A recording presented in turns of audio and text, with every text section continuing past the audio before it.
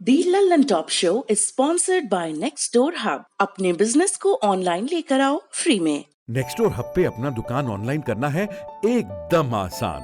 नेक्स्टडोर hub आपको अपने शहर में और अधिक उपभोक्ताओं तक पहुंचा देता है, आपको अपना बिजनेस बढ़ाने में मदद करता है। नजदीकी दुकान से खरीदना अब पहले से भी होगा आसान। हम हैं next door hub, local online shopping platform.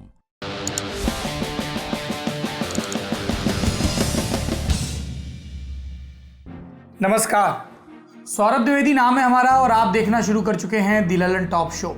बड़ी खबर में आज हम उस नए मोर्चे की बात करेंगे जो चीन ने हमारे खिलाफ खोल दिया है। चीन बातों में कहता है कि डिसएंगेजमेंट करेंगे, फिर लद्दाख के ही डेप्सांग में नजर आने लगता है। लेकिन उससे पहले आपको ये वीडियो दिखाएंगे जो देश भर में लोगों को बनाने पड़े, जी बनाने पड़े।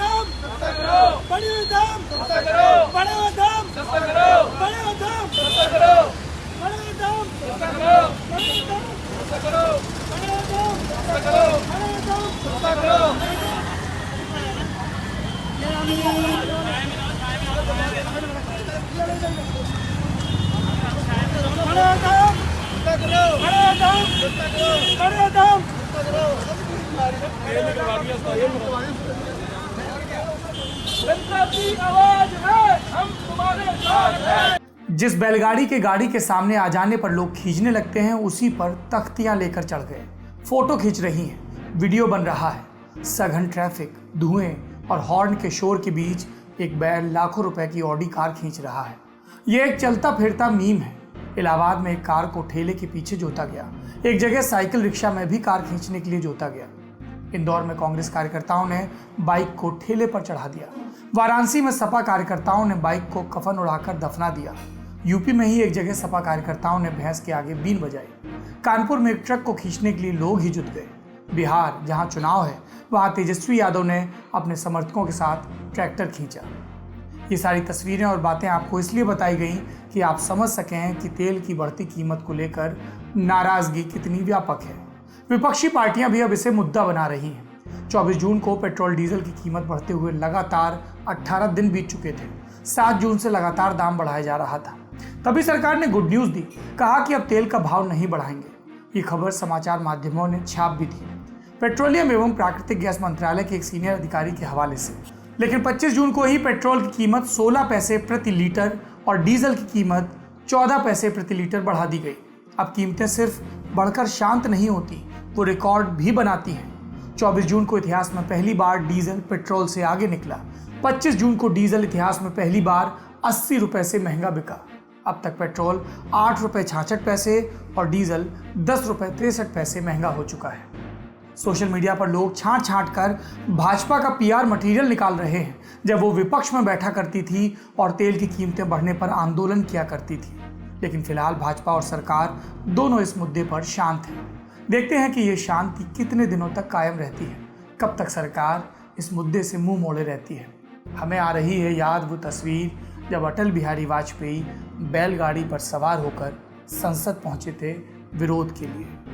हम बढ़ते हैं सुर्खियों की तरफ।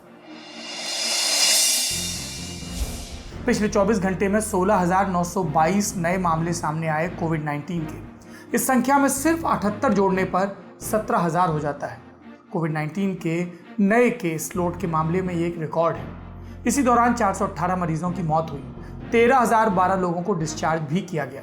इन सबको अगर मिला दें तो देश में कुल मामले हो गए हैं 4,73,105, ठीक हुए 2,71,697 और मौत का आंकड़ा 14,894। कुल टेस्ट हुए अब तक 75,60,782। केंद्रीय स्वास्थ्य मंत्रालय में संयुक्त सचिव लव अग्रवाल की अगुवाई में एक टीम 26 जून से 29 जून के बीच गुजरात, महाराष्ट्र और तेलंगाना का दौरा करेगी। वो देखेगी कि यहाँ संक्रमण में हो रहे काम को कैसे बेहतर किया जाए। इस बीच केंद्रीय माध्यमिक शिक्षा बोर्ड यानी कि सीबीएसई ने अपनी 10वीं और 12वीं की बाकी परीक्षाएं न कराने का फैसला लिया है। इससे छात्रों के अभिभावकों को कुछ राहत मिलेगी, क्योंकि इन हालात में परीक्षा में बैठना खतरे से खाली नहीं लग रहा था। छात्रों को उनके स्कूल में ही पिछली 3 परीक्षाओं के आधार पर नंबर दिए जाएंगे। जो छात्र अपना स्कोर बेहतर करना चाहेंगे, उनके लिए बाद में बोर्ड परीक्षा में बैठने का रास्ता भी खुला रखेगा। दूसरी सुर्खी, कोरोना संक्रमण के दौरान उन लोगों को बड़ी परेशानी का सामना करना पड़ रहा है जिन्हें खून की ज़रूरत है।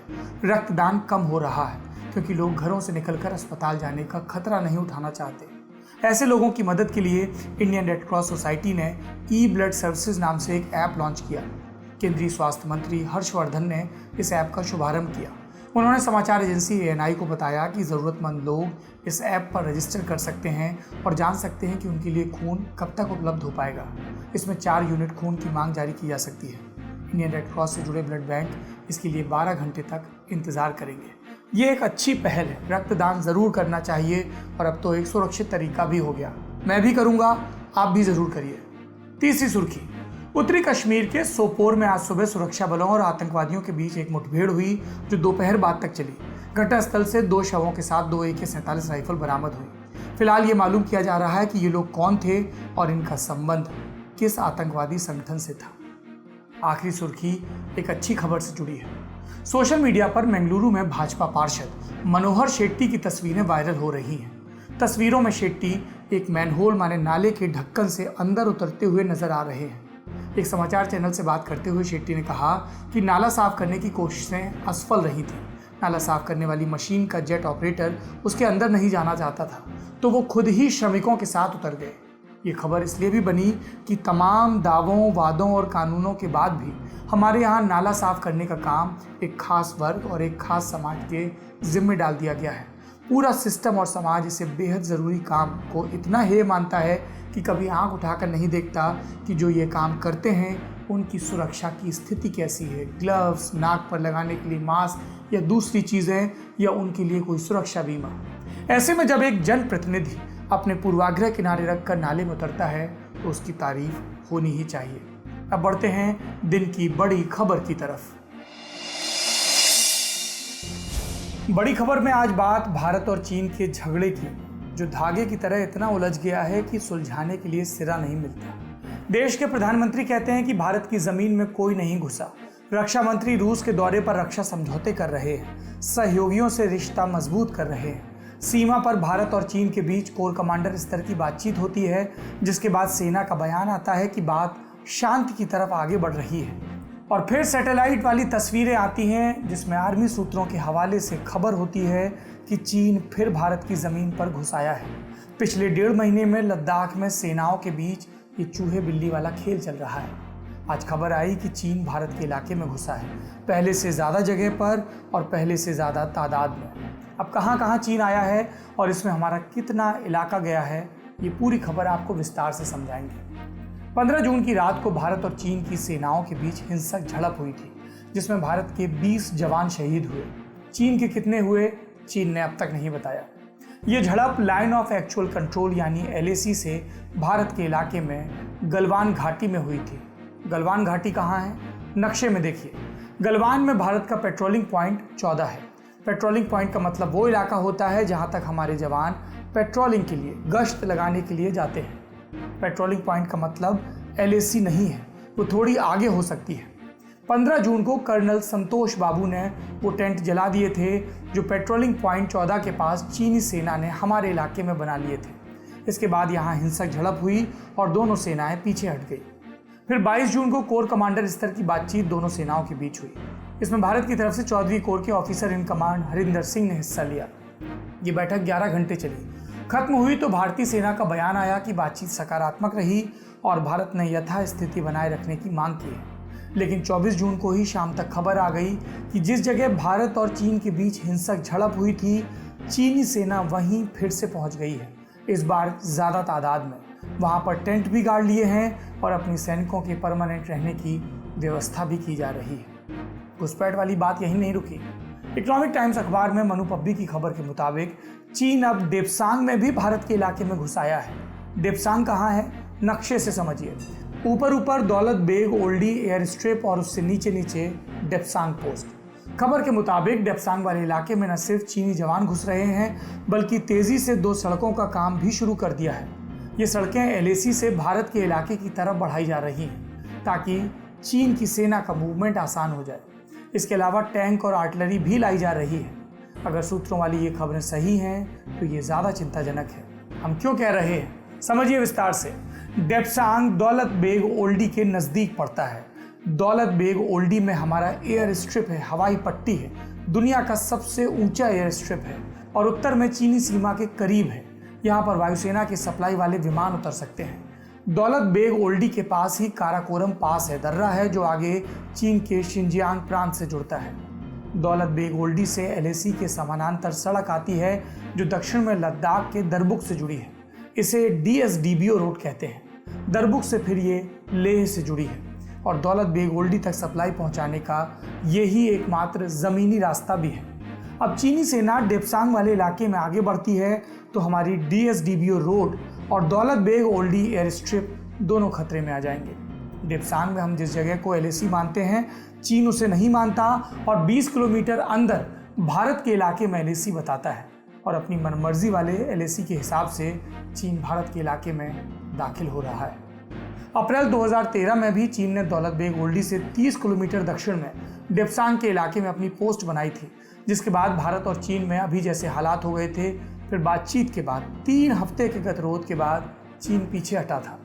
2013 में देश के रक्षा मंत्री रहे एके एंटनी ने इस बारे में कहा कि लद्दाख में चीन की सेना पहले भी घुसती थी लेकिन पेट्रोलिंग के लिए आती थी, भारत के कहने पर, ऐतराज जताने पर वापस लौट जाती थी, लेकिन अब चीन ऐसा नहीं कर रहा है।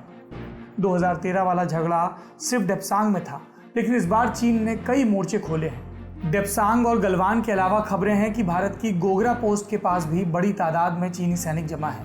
गोगरा पोस्ट गलवान घाटी से दक्षिण में है। इसके अलावा इंडिया टुडे में छपे एक लेख के मुताबिक पेंगोंग झील के उत्तरी किनारे पर फिंगर 4 के पास चीन ने नए टेंट लगा लिए हैं। कुल मिलाकर लद्दाख में एलएसी के पास चीन ने 15 जगहों पर अपने सैनिकों और उनके साथ हथियारों का जमावड़ा कर रखा है। चीन एक तरफ बातचीत की टेबल पर सब ठीक करने का भरोसा देता है और फिर सीमा पर ज्यादा आक्रामकता से घुसपैठ करता है। चीन के कथनी और करनी में बहुत अंतर है। चीन गलवान के इलाके में थोड़ा पीछे गया है, तो चीन का मूवमेंट और मोबिलाइजेशन ऑफ ट्रुप्स को मद्देनजर रखते हुए शक होता है कि चीन की नीयत कुछ और है। जिस तरीके से डेप्सांग प्लेन में और डेनचौक के इलाके में उसकी हरकत देखी जा रही है, ये साफ जाहिर होता है कि चीन कहता कुछ और है और करता कुछ और है। सरहदों पर सेनाओं के बीच ठनी है तो सियासत में कांग्रेस और बीजेपी के बीच ये सियासी झगड़ा अब अरुणाचल प्रदेश तक भी पहुंच चुका है। एक वर्चुअल रैली में कांग्रेस के सांसद मनीष तिवारी और गौरव गोगोई ने आरोप लगाया कि अरुणाचल प्रदेश में भी चीन ने भारत की जमीन दबा ली है और इस आरोप का आधार बनाया अरुणाचल ईस्ट लोकसभा से बीजेपी के सांसद तापिर गाव के एक पुराने बयान को। तापिर गाव का 19 नवंबर 2019 का लोकसभा में दिया एक बयान है। ये लोकसभा की कार्रवाई का हिस्सा है जिसे बीजेपी ने अपने यूट्यूब चैनल पर भी डाला है। सुनिए। 84-85 से वो जगह कब्जा है। अगर कहीं ऑनरेबल स्पीकर सर कहीं और दोगलाम होगा, ये अरुणाचल प्रदेश में दोगलाम होगा। इसलिए आज मोर देन 50-60 किलोमीटर चाइना हमारा टेरिटरी में कब्जा करके रखा है। तो इसलिए मैं अपना सरकार को और इस सदन को और अपना मीडिया हाउस को ये रिक्वेस्ट करना चाहता हूं आपका माध्यम से कि कोई पाकिस्तान इशू आता है, अखबारों में पाकिस्तान का कराची का डेली मार्केट का रेट छपता है, इंडियन टेरिटरी को अरुणाचल में चाइना कब्जा करता है, उसका कहीं प्रिंट मीडिया में, इलेक्ट्रॉनिक मीडिया में और इस सदन में और हमारा ऑनरेबल डिफरेंट पॉलिटिकल पार्टीज का लीडर भी कोई कुछ कमेंट नहीं है। इसलिए मैं अपना सरकार से आपका माध्यम से मैं कहना चाहूंगा, दूसरा कहीं दगलाम होगा तो अरुणाचल प्रदेश में होगा। तापिर गाव कह रहे हैं कि अरुणाचल में चीन की सेना करीब 50-60 किलोमीटर अंदर आ गई और इसकी तरफ कोई ध्यान नहीं दे रहा। अब कांग्रेस इसी बयान को हथियार बनाकर मोदी सरकार पर हमलावर है। लेकिन क्या तापिर गाव अपने इस बयान पर अब भी कायम है? हमने सांसद तापिर गाव से संपर्क की कोशिश की लेकिन बातचीत नहीं हो पाई। हालांकि तापिर गाव ने 17 जून को द प्रिंट का एक लेख साझा किया था। इसमें तापिर के ही हवाले से लिखा गया है कि 2017 में चीनी सेना ने अरुणाचल प्रदेश के अपर सियांग जिले के अंदर सड़क बना ली थी, जिसे बाद में भारतीय सेना ने ब्लॉक किया। इस लेख के मुताबिक सितंबर 2019 में भी तापिर गाव ने कहा था कि चीनी सेना अरुणाचल प्रदेश के अंजाव जिले में एक पुल बना रही है। अब कांग्रेस विपक्ष में है और बीजेपी सत्ता में, तो चीन ने जमीन दबाली वाले आरोप कांग्रेस की तरफ से लग रहे हैं। 2014 से पहले ऐसे ही आरोप बीजेपी की तरफ से लगते थे यूपीए सरकार पर, और तब सरकार कहती थी कहीं कोई नहीं घुसा, और अब भी कह रही है। दोनों ही सरकारें मानती हैं कि अक्साई चीन वाले 38,000 किलोमीटर के इलाके के अलावा चीन ने भारत की कोई जमीन नहीं दबाई। कांग्रेस सरकार भी कहती थी, बीजेपी सरकार भी, जबकि लद्दाख के चरवाहे और अरुणाचल के लोग लगातार ये शिकायत कर रहे हैं कि चीन हमारे इलाके में घुसा चला आ रहा है पिछले कई वर्षों से, कई सरकारों से। इस आरोप की हकीकत मोदी सरकार को साफ तरीके से देश के सामने रखनी चाहिए, और अगर कहीं चीन ने हमारी ज़मीन दबाई है तो उसे वापस लेने की जिम्मेदारी भी सरकार की बनती है। नरेंद्र मोदी ने राष्ट्रीय सुरक्षा के मुद्दे पर चुनाव लड़ा था, जनादेश हासिल किया था। ये राष्ट्रीय सुरक्षा से जुड़ा मुद्दा है। तापिर गाव जो कह रहे थे वो नई बात नहीं है। अरुणाचल से आने वाली आवाज़ें दिल्ली तक आते आते धीमी हो जाती हैं, लेकिन अपना नमक अदा करने वाले कई पत्रकार नियमित रूप से उनकी बातों को अपनी खबरों में जगह और महत्व दे रहे हैं। और इधर कुछ दिनों से तापिर गाव की बातों को एक ऐसी जगह से समर्थन मिला है जहां से शायद उन्होंने उम्मीद नहीं की होगी। कांग्रेस अब विपक्ष में है और चीन के साथ चल रहे सीमा विवाद पर सरकार को घेरने वाले विपक्ष में वो सबसे आगे है। पार्टी के प्रवक्ता मनीष तिवारी ने 24 जून को मांग की कि सरकार अरुणाचल प्रदेश में चीन के कब्जे पर तापिर गाव की चिंताओं पर स्पष्टीकरण दे। मनीष तिवारी ने अपनी वर्चुअल प्रेस कॉन्फ्रेंस में मोदी सरकार से सवाल किया कि क्या तापिर सही कह रहे हैं। सुनिए। ये कोई पहली बारी श्री तापिर गाव ने ये बात नहीं कही। 17 नवंबर 2019 को लगभग ये सारी बातें उन्होंने भारत की संसद लोकसभा में 0R के दौरान कही थी, जहां पे उन्होंने ये भी कहा था कि चीन ने भारत की 50 से 60 किलोमीटर भूमि को हथिया लिया है। अब ये कोई मामूली आदमी नहीं है जो ये सब बातें कह रहा है। भाजपा से उस इलाके से सांसद हैं, भाजपा के पूर्व अध्यक्ष रहे हैं जून 2020 तक या मई 2020 तक, उनकी राष्ट्रीय कार्यकारिणी के सदस्य हैं। और अगर वो ये कह रहे हैं कि चीन ने भारत की 50-60 किलोमीटर भूमि के ऊपर अरुणाचल प्रदेश में कब्जा कर लिया है, तो ये बहुत ही अत्यंत ही गंभीर बात है। हम सरकार से ये जानना चाहते हैं कि क्या जो श्री तापिर गाव जी कह रहे हैं वो सही है कि वो गलत है। तापिर गाव वाली बात कांग्रेस ने पकड़ी तो बीजेपी ने भी कांग्रेस की कमजोर नब्ज पर हाथ रखने की कोशिश की। पिछले कई दिनों से पार्टी के प्रवक्ता टीवी चैनलों पर यह पूछ रहे हैं कि कांग्रेस की चीन से क्या साठगांठ है। 25 जून की शाम 4:30 बजे भाजपा के प्रवक्ता संबित पात्रा ने ट्विटर पर लिखा, queen Victoria was bribed by China, माने क्वीन विक्टोरिया ने चीन से घूस ली है। क्वीन विक्टोरिया से उनका इशारा किधर है, इसके लिए पीएचडी करने की जरूरत नहीं। कानून मंत्री रविशंकर प्रसाद ने दावा किया कि चीन ने राजीव गांधी फाउंडेशन के लिए भी फंडिंग की थी। चीन को लेकर वैसे भी बातें 1962 से शुरू होती हैं और तब बात नेहरू तक चली जाती है। खैर, इन दिनों जोर दिया जा रहा है कि एक मेमोरेंडम ऑफ अंडरस्टैंडिंग माने MOU पर चीन की कम्युनिस्ट पार्टी और कांग्रेस के बीच दस्तखत हुए थे। ये अगस्त 2008 की बात है। तब कांग्रेस और यूपीए की अध्यक्ष सोनिया गांधी अपने परिवार के साथ ओलंपिक खेलों के उद्घाटन समारोह में मेहमान बनकर पहुंची थी।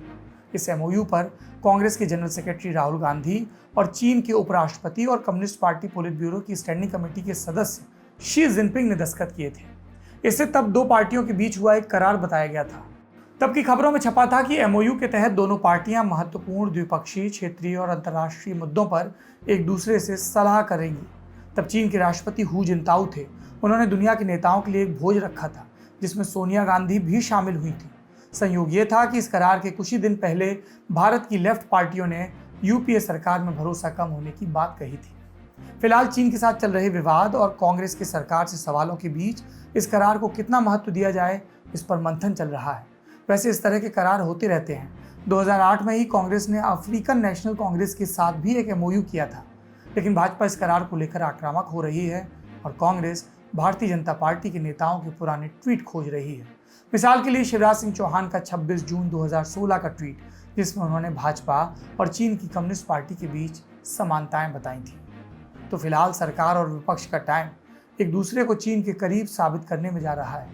बाकी लद्दाख में जो हो रहा है वो तो हमने आपको बता ही दिया। दी ललन टॉप शो में आज के लिए इतना ही। चलते चलते आपको सुनाते हैं ममता कालिया की कविता सपने देखने वाली आंख। अपना और अपनों का ख्याल रखिए। शुभ रात्रि। सपने देखने वाली आंख अब अंधी हो गई। हमें एक संग्रहालय खोलना चाहिए, सन अमुक से अमुक तक। सपनीली आंखें ऐसी हुआ करती थीं।